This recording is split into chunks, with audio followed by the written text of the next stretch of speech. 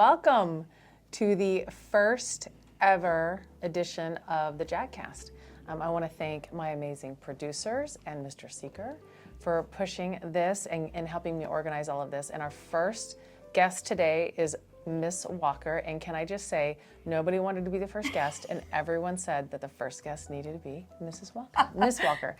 So it is one Miss Walker. She is our assistant principal here at Canyon View High School, year 2. Before that, she was a teacher for us, and it took a brief stint at district, and we brought her back as our assistant principal last year, and she's done an amazing job. Miss Walker, welcome. Thank you. It's an honor to be the first guest on Jag Cast. This is a true honor. I'm very excited about this. Love it. So tell us a little bit about your role here on campus. Sure. So my role as assistant principal, I oversee teaching and learning, so the curriculum side of things, which is a blast. I think we have a lot of really strong and great initiatives going this year and in the years past, so it's great to build on things we already have in place and then continue to grow with the academy model, with our literacy push and all those fun things. So it has definitely been great. I work closely with a lot of our leads, our department chairs, our PLC leads, and then a couple meetings with district office to kind of keep that vision where we're going as a whole district. And so I work closely with our SSI Academy students. So any sort of things that come up in the SSI Academy, whether it's field trips, whether it's the fun teaching and learning, whether it's a little bit of discipline here and there, those are kind of my main focuses here at Canyon. So you mentioned Academy Model. Tell us more about that. Yeah. And what does SSI stand for? Ooh, okay. SSI stands for Science, Service, and Innovation. So we have the SSI Academy. Mm-hmm. We've got BDT, which is our Business Design Technology Academy. And then we have our CAM Academy, which is Creative Arts and Media. And then we have our Freshman Experience Academy as well. So it's 4 academies in total. I like to think of the academy model as like the umbrella. And within the umbrella, the academy is the umbrella, so science, service, innovation. And then within the umbrella, there's different pathways for students to take. So they might go down like the medicine pathway, they may go down the agriculture pathway, or they may go down, vet tech and things like that. So we have lots of options for our students. When I think about implementing it as a teacher, it's neat because we've grouped our students so that when teachers have these 10th grade students or these freshman students for SSI, for example, their audience enjoys science, service, innovation. That's kind of the things that they enjoy doing. And so just knowing your audience and knowing how to teach to our audience and trying our best, we call it teaching through the lens, but trying our best to know that our students are interested in this. How can we tailor math to have a real world example with a medical focus. Ag focus, I love that. Exactly. Science focus. Yeah, and so we meet, like as a teaching staff, we meet 2 to 3 times a month and collaborate, and we talk about, what are projects we can do that are teaching through the lens, what are some students that we have on our radar that we want to support academically and even behaviorally. And so it's a great time for us to collaborate and stay focused on our vision and mission here and really support all of our students in every way we can. Love it. And I feel like it's going to bring a lot more focus to real world learning, which is, I think, evident that students are really drawn to that. They're more drawn to those kinds of real applicable learning. Yes. For example, we have producers that are helping us with this podcast, and we would not be able to do this without them. Definitely not. And talk about real world. Yes. Right? And even speaking of real world, like guest speakers and people in the community, they're partnering with us to bring their expertise to our students, for our students to be able to go out into the community and see what this looks like in the real world. Unbelievable. Love it. So we talked about the academy model. You mentioned briefly the literacy focus. So we have brought a literacy focus to the district, and we're all easing into it, each of the different sites.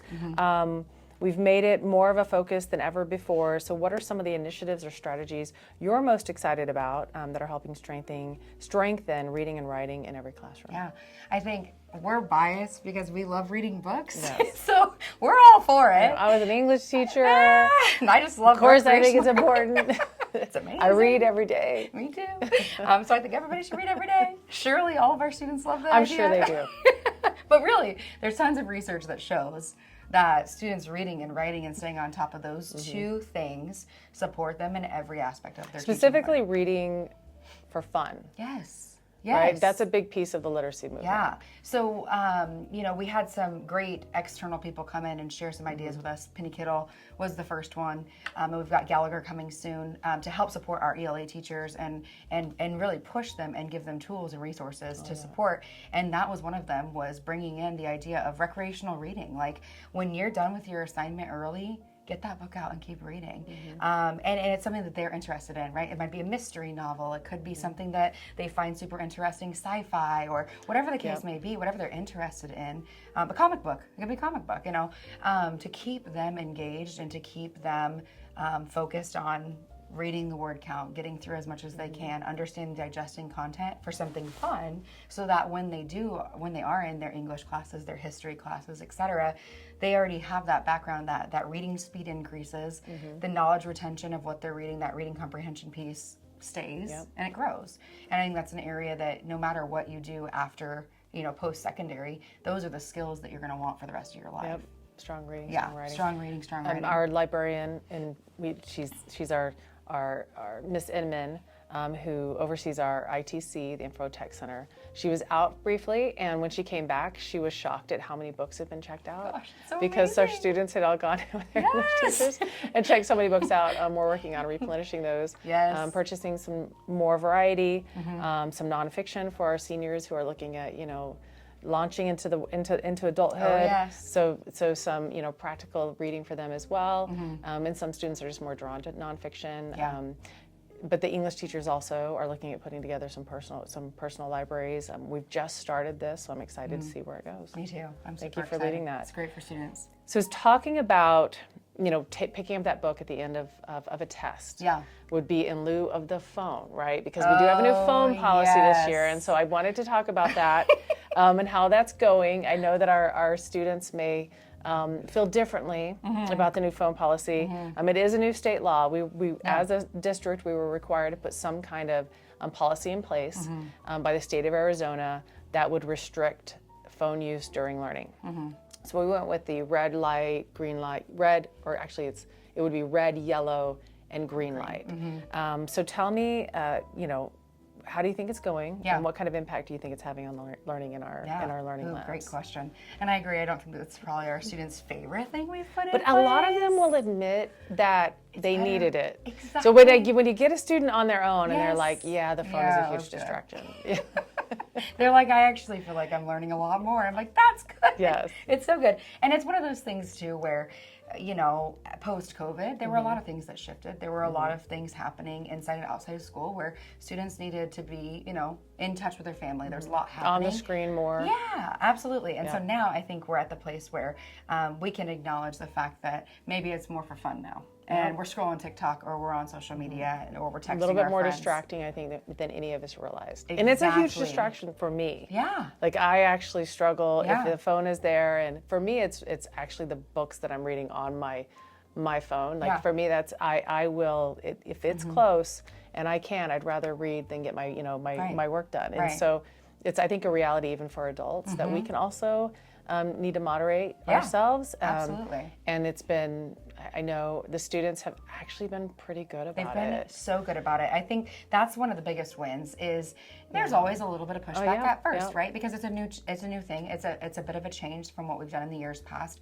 But I think at the end of the day, they're now that we're past Q1, we're starting to see those positive effects, right? We're starting to see students collaborate more with their peers. We're starting to see that critical thinking as the next level. And those are the things that we want to see. We knew the phone was a distractor. We knew we had to address that issue and do something about it. And I do think we're at the point now where, and you'll still go into learning labs sometimes, and they might be on yellow light. They might be using it for research. They might be using it for something. They use it in film and TV Yep. a lot of times to film. To They film, to use it audio. or they'll use it for a project or again if a student or a teacher is allowing them to use it, they might even use it for a lesson that day. Yeah, But the idea absolutely. is that it's few and far between, and that we keep them away, Yeah. specifically when instruction is happening. And I do think it's best for students. I do too. I do too. And I think it's, it also helps our teachers, right? And I think it shows students too, it's that reflective piece of, it's still a respect thing with staff, right? So if a teacher's in front of the room and they're sharing what they're passionate about in their content area, and you got students on the side on their phones, it really isn't showing that teacher respect either. So it's those little things, it's those little pieces that there's lots of layers to things, but I really think that this is a positive change, and I think that our staff's excited about it. I think our students now see the And the community value. has really supported us on this. The community's been amazing. Yeah. So when we talk to parents and we talk to students, they're actually very respectful about it. Yes, absolutely, absolutely. Love that. Yeah. Okay, one more question. Okay. This is going to be the one question that I ask everybody at the end of every podcast. Okay. So at our school, we live by the Jaguar Way. Innovation, diversity, character, community, and pride. Yes. So it's how we treat one another, it's how we learn, it's how we show up every day. Share one example, you only have to share one, of how you see the Jaguar Way coming to life in your work. I love that. I would say one of my favorite things, and I try to call it out too when I see it, is when students own that. They own all the pieces of the Jaguar Way. And building community, showing good character. Exactly. So the things that I guess it's multiple examples, but when I see a student who dropped their backpack all over the floor and I see 5 students hustle around them to help them pick it up, that's amazing. When we're at sporting events or when we're at choir concerts or fine arts performances or whatever the case may be, they show up for each other. They do. That's pride. That's so deep last night we pride. had a choir concert. It was so exciting to see how many students came out to support their friends. And we had a big rivalry volleyball game, and our student section showed up. They did. And that matters. It matters. And so I just feel like our students, they own that. They own the Jaguar Way. Whether they call it that all the time or not, which they do Sometimes know. they do, like, sarcastically. They do. Like, that's not the Jaguar Way, Mrs. Reid. I'm like, thank you. You're right. You're right. It's the best. Yeah. It sticks. For better and worse. Yeah. But I think that to me Agreed. is, it's good to see those things, because those are the things that, and I used to say in my learning lab, and I still say it to this day, like, I want all of our students to be good humans. Like, that's the end goal, is to go out and be good human. And I think the Jaguar Way instills that in them, reminds them of those character traits that are so important when you leave high school. I love that. Thank you. Yeah. Thank you for having me. All right. This was great.